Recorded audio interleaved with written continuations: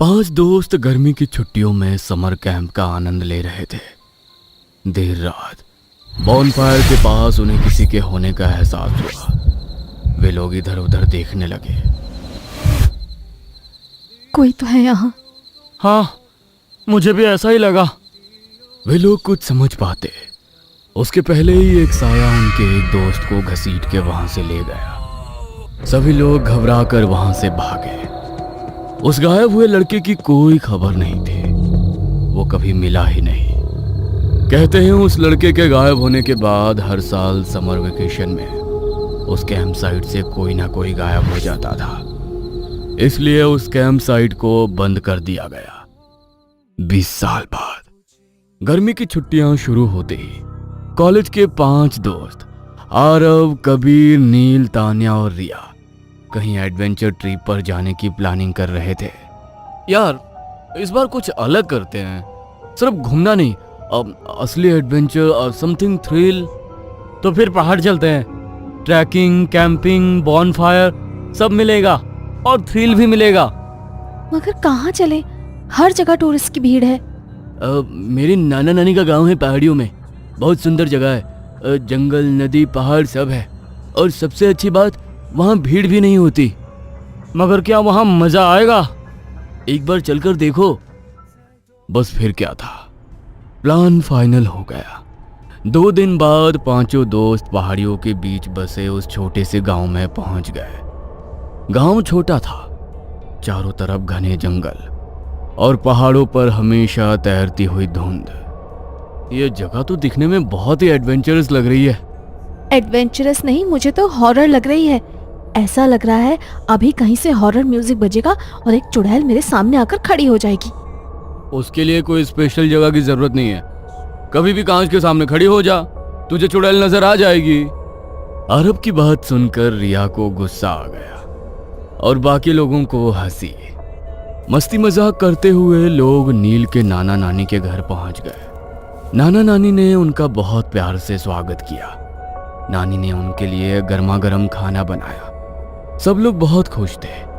शाम का वक्त हो रहा था। तभी आरब ने एक अजीब बात नोटिस की। गांव में शाम होते ही हर घर के दरवाजे बंद हो गए थे। सड़कें पूरी तरह खाली, कोई आवाज नहीं। यार नील, यहाँ लोग इतनी जल्दी घरों में क्यों चले जाते हैं? अभी तो 7 भी नहीं बजे और पूरा सुनसान हो गया। शायद पहाड़ों में ऐसा ही होता है। मैं तो बहुत दिनों बाद गांव आया हूँ। लेकिन सच में ऐसा नहीं था। रात के खाने के बाद सब लोग आंगन में बैठे थे। हल्की हवा चल रही थी। नानी, यहाँ आसपास कोई डरावनी जगह है क्या? तान्या की बात सुन नानी का चेहरा अचानक गंभीर हो गया। उन्होंने नाना जी की ओर देखा, फिर धीमे से कहा, है, जंगल के उस पार एक पुराना कैंप साइट है। कहते हैं वो जगह हॉन्टेड है। नानी की बात सुन सब लोग उत्सुक हो गए। उन्हें वहां की कहानी सुननी थी। अरे वाह, वहाँ की कोई कहानी है क्या? हमें सुनाओ। सब लोगों के बार बार बोलने पर नानी ना चाहते हुए भी कहानी सुनाने लगी। कई साल पहले वहाँ समर कैंप लगता था। कॉलेज के बच्चे आते थे। लेकिन एक रात वहाँ कुछ ऐसा हुआ कि पूरा कैंप बंद करना पड़ा। ये बात बताते हुए उनके हाथ पैर कांप रहे थे। वे चुप हो गईं। सब लोग एक दूसरे की ओर देखने लगे। फिर आरव ने धीरे से पूछा, क्या हुआ था? अब चुप क्यों हो गई? उस रात 5 बच्चे जंगल में कैंपिंग के लिए गए थे। लेकिन सुबह सिर्फ 4 लौटे। 5वां कभी नहीं मिला। उनकी बात सुन सब हैरान हो एक दूसरे की तरफ देख रहे थे। वहां पर पिन ड्रॉप साइलेंस हो गया था।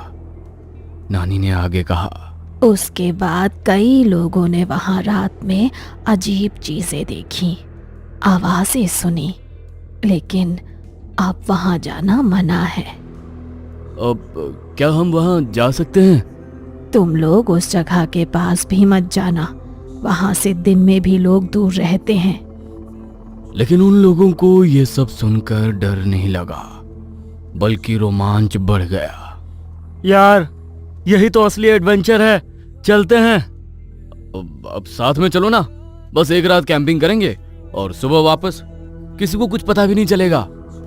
नील थोड़ा हिचक रहा था, उसका जरा भी मन नहीं था, लेकिन दोस्तों के दबाव में मान गया। उन्होंने तय किया, रात को जब सब सो जाएंगे तब वे लोग चुपके से जाएंगे। रात के करीब 11 बजे सब लोग टॉर्च और कैंपिंग का सामान लेकर निकल पड़े। जंगल का रास्ता अंधेरा और शांत था। कभी कभी दूर से उल्लू की आवाज आती, तो कभी चमगादड़ उड़ती हुई उनकी कार पर लटक जाती। कुछ ही देर में वे उस जगह पहुंच गए। वो एक पुराना खुला मैदान था, चारों तरफ घना जंगल, बीच में कुछ टूटे हुए लकड़ी के ढांचे। यही था पुराना समर कैंप साइट। लो, हम लोग पहुंच गए। अब हम लोग वापस चले क्या? क्या हुआ, डर लग रहा है? नहीं, वो बात नहीं है। तो फिर क्या बात है, हम रात यहीं रुकेंगे। सब टेंट लगाओ। तान्या के कहने पर सब लोगों ने मिलकर टेंट लगा लिया, फिर बॉन फायर जलाया। सब लोग मजाक कर रहे थे, लेकिन तभी रिया को लगा कोई उन लोगों को देख रहा है। उसने कहा, क्या तुम्हें भी ऐसा लग रहा है जैसे कोई हमें देख रहा है? उसकी बात सुन सब लोग हंस पड़े। रिया थोड़ी सी नाराज हो गई, फिर वो इधर उधर देखने लगी। वो थोड़ी सी डरी हुई थी, तो कबीर माहौल को हल्का करने के लिए बोला, लगता है हॉरर फिल्म ज्यादा देख ली है तूने। मेरा यकीन करो, वहां कोई था। किसी ने रिया की बात का यकीन नहीं किया। सबको मजाक लग रहा था, लेकिन सच में जंगल के अंधेरे में कोई तो था जो उन पर नजर रखे था। थोड़ी देर बाद आरब को प्यास लगने लगी। यार, प्यास के मारे मेरा गला सूख रहा है, मैं पानी लेकर आता हूँ। कहते हुए वो पानी लेने गया। वो टॉर्च लेकर जंगल की तरफ गया। तभी उसने जमीन पर कुछ देखा, गीली मिट्टी में 5 पैरों के निशान। लेकिन अजीब बात यह थी कि वे निशान कैंप की तरफ से जंगल की ओर आ रहे थे, जैसे कोई पहले से यहाँ था। अरब ने वापस आ सबको बताया। उसकी बात सुन सब लोग थोड़ा डर गए। कम ऑन, हम लोगों को डराने की बेकार कोशिश थी। मैं सच कह रहा हूँ। तुम लोग बेकार ही बहस कर रहे हो, शायद कोई जानवर होगा। रात के करीब 2 बजे जब सब लोग सोने की तैयारी कर रहे थे, तभी जंगल के अंदर से एक डरावनी चीख सुनाई दी। वो इंसान की आवाज थी। सब लोग डर गए। ये क्या था? कहते हुए उसने टॉर्च आवाज की दिशा की ओर की, तो अचानक टॉर्च अपने आप बंद हो गई और चारों तरफ गहरा अंधेरा छा गया। सब लोग टेंट की ओर चलो।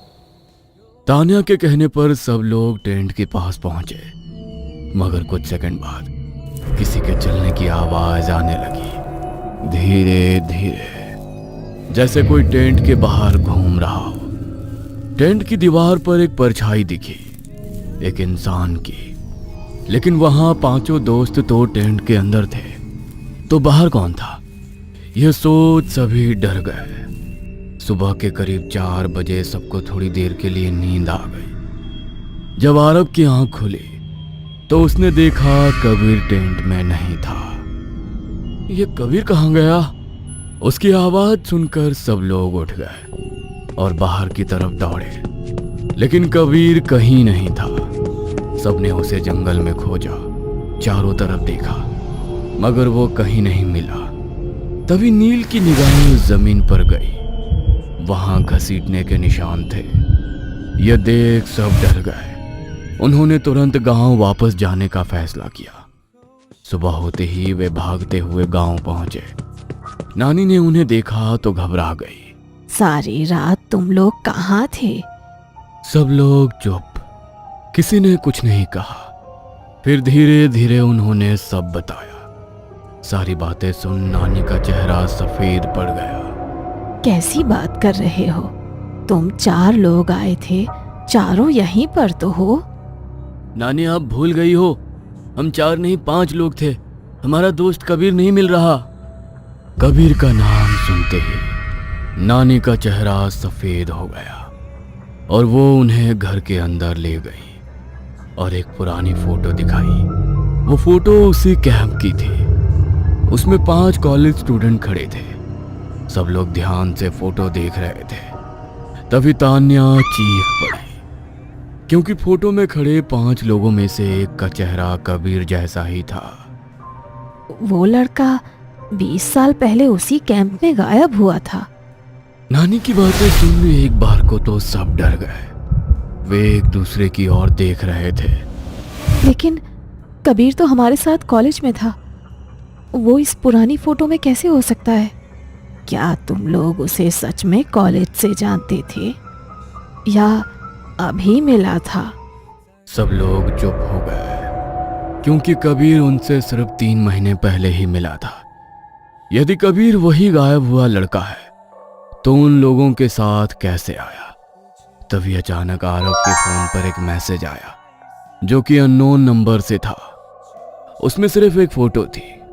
वो फोटो उसी रात की थी, कैंप साइट की। उस फोटो में 4 लोग टेंट के पास खड़े थे। आरव, नील, तान्या, रिया और उनके पीछे अंधेरे में कबीर खड़ा था।